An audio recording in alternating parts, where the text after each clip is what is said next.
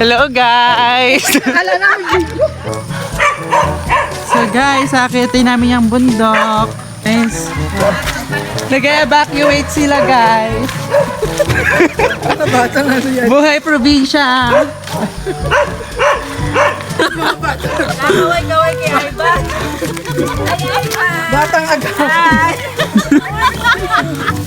Ganon. Para tayong mga bata. So ito guys, hindi namin alam yung daan kung saan kami liliko dito.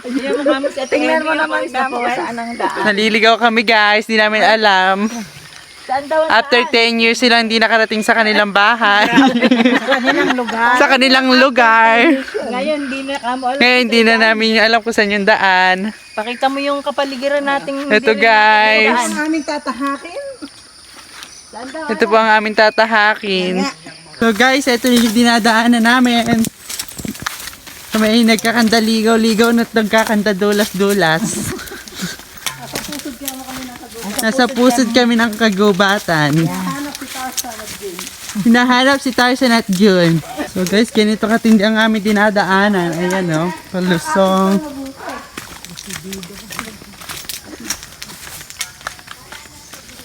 Yung ganyan guys, katindi ang aming daan. Tapos bangin ang lalaglagan nyo guys. So guys, rin na kami sa sapa. Tatawid kami ng sapa. Ang sapa sa Albay, Bicol.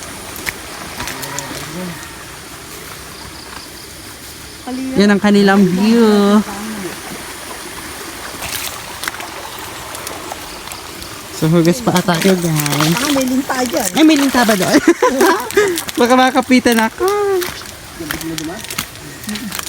That pwede ako nagbasa dahil dudulas, ano? Oo, tangi ako.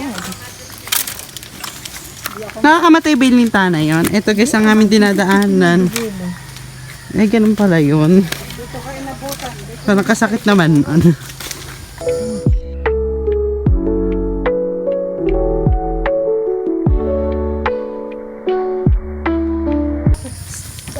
So guys, ito na kami sa aming destination. Ayun pa yung mga kasama namin, naglalakad pa doon. So guys, ito sila nahuhuli. So guys, ito na, kumakain na kami sa layo ng aming nilakbay. Ayun po ang mga patay ko. English ka, hello! So hi guys! Tapos na ang ating Bicol tour. Pauwi na kami.